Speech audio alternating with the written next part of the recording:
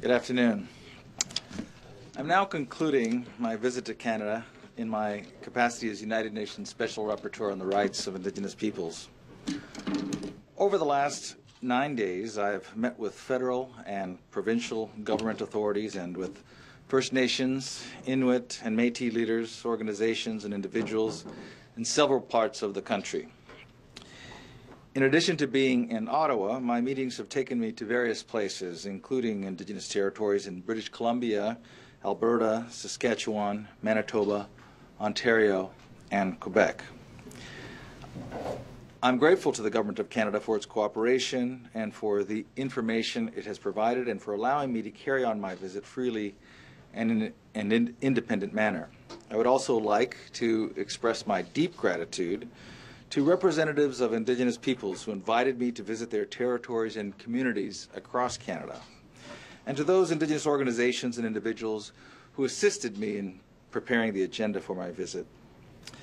Finally, I especially want to thank the Indigenous peoples with whom I met for sharing with me their stories, their concerns, and their aspirations.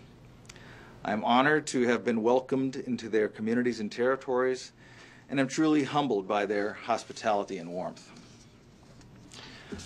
Over the past several days, I've collected a significant amount of information from Indigenous peoples and government representatives across the country. In the following weeks, I will be reviewing the extensive information I received during the visit in order to develop a report to evaluate the situation of Indigenous peoples in Canada and to make a series of recommendations. This report will be made public and will be presented to the United Nations Human Rights Council. I hope that the report will be of use to First Nations, Inuit, and Métis people, as well as to the Government of Canada, to help find solutions to ongoing challenges that Indigenous or Aboriginal peoples in the country face. In advance of the report, I'd like to now provide some preliminary observations and recommendations on the basis of what I have observed during my visit. These do not reflect the full range of issues that were brought to my attention, nor do they reflect all of the initiatives on the part of the federal and provincial governments related to Indigenous issues. Canada, with its diverse and multicultural society, has been a leader on the world stage in the promotion of human rights since the creation of the United Nations in 1945. And it was one of the first countries in the modern era to extend constitutional protection to Indigenous peoples' rights. This constitutional protection has provided a strong foundation for advancing Indigenous peoples' rights over the last 30 years, especially through the courts. Federal and provincial governments have made notable efforts to address treaty and Aboriginal claims and to improve the social and economic well-being of Indigenous peoples. Canada has also addressed some of the concerns that were raised by my predecessor following his visit in 2010. These include actions to remedy gender disparities in the Indian Act and to provide access to the Canadian Human Rights Commission for claims based on the Indian Act. Additionally, Canada has adopted the goal of reconciliation to repair the legacy of past injustices and has taken steps toward that goal. But despite positive steps, daunting challenges remain. From all I have learned, I can only conclude that Canada faces a crisis when it comes to the situation of Indigenous peoples of the country. The well-being gap between Aboriginal and non-Aboriginal people in Canada has not narrowed over the last several years. Treaty and Aboriginal claims remain persistently unresolved, and overall there appear to be high levels of distrust among Aboriginal peoples toward government at both the federal and provincial levels. Canada consistently ranks near the top among countries with respect to human development standards, and yet, amidst this wealth and prosperity, Aboriginal people live in conditions akin to those in countries that rank much lower and in which poverty abounds. At least 1 in 5 Aboriginal Canadians live in homes in need of serious repair, which are often also overcrowded and contaminated with mold. The suicide rate among Inuit and First Nations youth on reserve at more than 5 times greater than other Canadians is alarming. One community I visited has suffered a suicide every 6 weeks since the start of this year. Aboriginal women are 8 times more likely to be murdered than non-Indigenous women, and Indigenous peoples face disproportionately high incarceration rates. For over a decade, the Auditor General has repeatedly highlighted significant funding disparities between on-reserve services and those available to other Canadians. The Canadian Human Rights Commission has consistently said that the conditions of Aboriginal peoples make for the most serious human rights problem in Canada. It is clear to me that Canada is aware of and concerned about these issues and that it has taken steps to address them. I have learned about numerous programs, policies, and efforts that have been rolled out at the federal and provincial levels, and many of these have achieved notable successes. However, it is equally clear that these steps are insufficient and have yet to fully respond to Aboriginal people's urgent needs, fully protect their Aboriginal and treaty rights, or secure relationships based on mutual trust and common purpose. Aboriginal people's concerns and well-being merit higher priority at all levels, within all branches of government and across all departments. Concerted measures based on mutual understanding and real partnership with Aboriginal peoples through their own representative institutions are vital to the long-term resolution of these issues. Importantly, Canada has taken action toward the goal of reconciliation between Aboriginal and non-Aboriginal Canadians with the 2008 government apology for the residential schools and the creation of the Truth and Reconciliation Commission. The Truth and Reconciliation Commission has been documenting the horrifying series of stories of abuse and cultural dislocation of Indigenous students who were forced from their homes into schools whose explicit purpose was to destroy their family and community bonds, their language, their culture, their dignity, and from which thousands never returned. Generations of Aboriginal children grew up in residential schools estranged from their cultures and languages, with devastating effects on maintaining Indigenous identity. It is clear that the residential school period continues to cast a long shadow of despair on Indigenous communities, and that many of the dire social and economic problems faced by Aboriginal peoples are directly linked to that experience. I urge the government to ensure that the mandate of the Truth and Reconciliation Commission be extended for as long as may be necessary for it to complete its work, and to consider establishing means of reconciliation and redress for survivors of all types of residential schools. In addition, I would like to emphasize that the mark on Canada's history left by the residential schools is a matter of concern to all of Canada, not just Aboriginal peoples, and that lasting healing can only truly occur through building better relationships and understanding between Aboriginal peoples and the broader society. Another aspect of the long shadow of residential schools, combined with other historical acts of oppression, is the disturbing phenomenon of Aboriginal women missing and murdered at the hands of both Aboriginal and non-Aboriginal assailants, whose cases have a much higher tendency to remain unresolved than those involving non-Aboriginal victims. Certainly, both federal and provincial governments have taken steps targeted at addressing various aspects of this issue. Yet, over the past several days, in all of the places I have visited, I have heard from Aboriginal peoples a widespread lack of confidence in the effectiveness of those measures. I've heard a consistent call for a national level inquiry into the extent of the problem and appropriate solutions, moving toward the participation of victims, families, and others deeply affected. I concur that a comprehensive and nationwide inquiry into the issue could help ensure a coordinated response and the opportunity for the loved ones of victims to be heard, and would demonstrate a responsiveness to the concerns raised by the families and communities affected by this epidemic. These and further steps are required to realize the promise of healing and a new relationship that was made in the 2008 apology. Among all the government and Aboriginal representatives with whom I met, there is agreement there's agreement that improving educational outcomes for Aboriginal people is a key to addressing the many other problems facing them. I commend the government at both levels for placing a high priority on education. However, I have heard a remarkably consistent and profound distrust toward the First Nations Education Act being developed by the federal government, and in particular deep concern that the process for developing the Act is not appropriately included nor responded to Aboriginal views.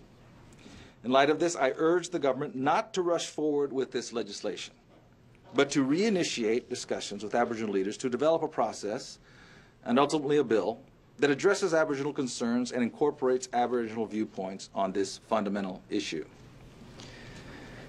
An equally important measure for improving educational outcomes, and one that could be implemented relatively quickly, is to ensure that funding delivered to Aboriginal authorities for education per student is at least equivalent to that available in the provincial educational systems. As was stressed to me throughout my visit, it will be difficult to improve educational outcomes without addressing the substandard housing conditions in which many Aboriginal people live. Young people describe to me the difficulty they have studying in small homes overcrowded by generations of family members. Other social problems have also been linked to these overcrowded conditions, including high rates of tuberculosis and other health problems, family violence, unemployment, and unwanted displacement to urban centers. Overcrowding of homes leads to increased wear and tear, and to the premature deterioration of existing housing stock, resulting in dilapidated and often unsafe housing conditions. It is abundantly clear that funding for Aboriginal housing is woefully inadequate. The housing problem has a significant economic and social impact. The chief of one community I visited indicated that if adequate housing were available, the vast majority of his community's members with university degrees, nurses, doctors, teachers, engineers, would choose to return home. A woman from the same community, who more typically had not had the opportunity to attend university, told me that as she became an adult, she had no chance of having a house on her own, but rather was forced to remain in her parents' home for years to come with few prospects for developing a life on her own. "It is as if I'm not a person," she said. I urge the government to treat the housing situation on First Nations reserves and Inuit communities with the urgency it deserves. It simply cannot be acceptable that these conditions persist in the midst of a country with such great wealth. By all accounts, increased investment in building self-governing capacity is essential to creating social and economically healthy and self-sufficient Aboriginal communities. 130 years of Indian Act policies persistently undermined and in some cases continue to undermine many First Nations and Inuit people's historic self-governance capacity. Enhancing economic development opportunities is also crucial to restoring and building healthy and vibrant Aboriginal nations and communities. I acknowledge the many initiatives by Canada to strengthen Aboriginal governance and catalyze economic development. And I applaud the many successes a number of Aboriginal communities have had in building governance capacity and pursuing economic development opportunities. But at the same time, I note the frustration expressed to me uniformly by Aboriginal leaders that their self-governance capacity and economic development and improved conditions more generally remain impeded by the multiple legacies of the history of colonization, treaty infringements, assault on their cultures, and land dispossession suffered by their peoples. To address these legacies, Canada has developed specific comprehensive claims processes that in many respects are models for the world to emulate. There are noteworthy success stories arising out of these procedures. But in their implementation overall, the claims processes have been extremely slow and mired in challenges that appear in most cases to stem from the adversarial structure of negotiations, in which entrenched opposing positions often develop on key issues and agreement simply cannot be reached. To make this worse, resource development often proceeds at a rapid pace within the lands that is the subject of protracted negotiations between Aboriginal peoples and the government, undermining the very purpose of the negotiations. The government has rightly acknowledged problems with the claims processes. In 2008, it took action to reform the claims processes, including by imposing a time limit for settling specific claims. I commend the government's recent efforts to establish a high-level oversight committee on treaty and comprehensive claims, which I hope will help to address in a timely fashion many of the concerns shared by both government and Indigenous peoples related to these processes. In this context, in rethinking the available claims processes, I encourage the government to take a less adversarial, position-based approach in which it typically seeks the most restrictive interpretation of Aboriginal treaty rights possible. In this regard, the government should instead acknowledge that the public interest is not opposed to, but rather includes Aboriginal concerns and their rights. The goal of reconciliation that has been cited by the government and Indigenous peoples alike requires a more generous and flexible approach that seeks to identify and create a common ground. Further, as a general rule, resource extraction should not occur on lands subject to Aboriginal claims without adequate consultations and the free, prior, and informed consent of the Aboriginal peoples concerned. More generally, greater efforts are needed to improve avenues of communication between government and Aboriginal peoples to build consensus on the path forward. In all my meetings with Aboriginal leaders and community members, it was evident that there is a significant level of discontent with the state of relations with federal and provincial authorities, as well as a widely held perception that legislative and other decisions over multiple matters of concern to them are being taken without adequate consultation or consideration of their inherent or treaty rights.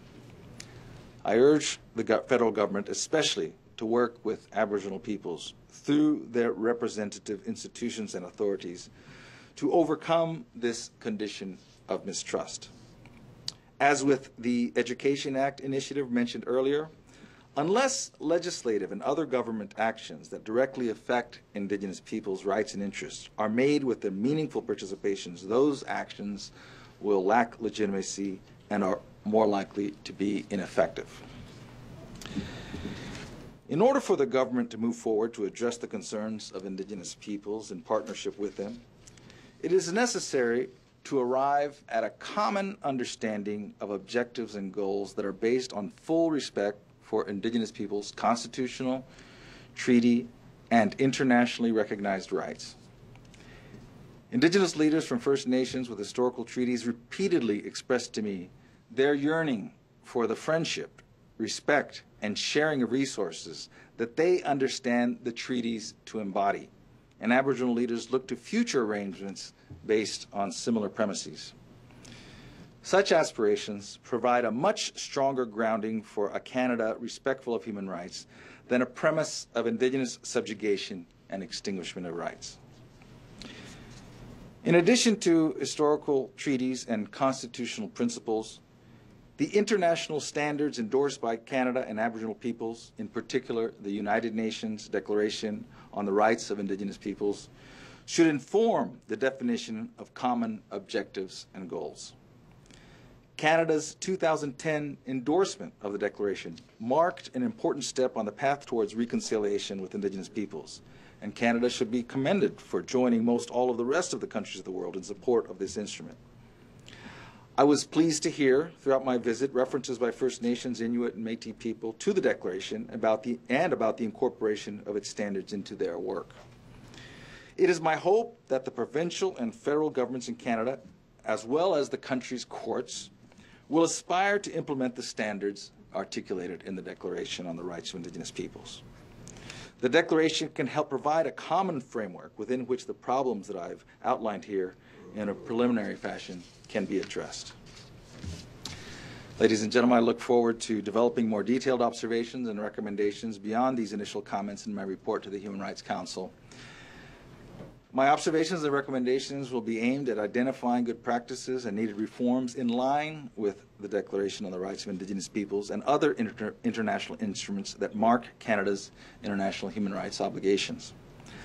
I hope this process will contribute to ensuring that Indigenous peoples of Canada can continue to thrive and maintain their distinct ways of life as they have done for generations despite a history of misleading, thus enriching Canadian society for the benefit of all. Thank you very much.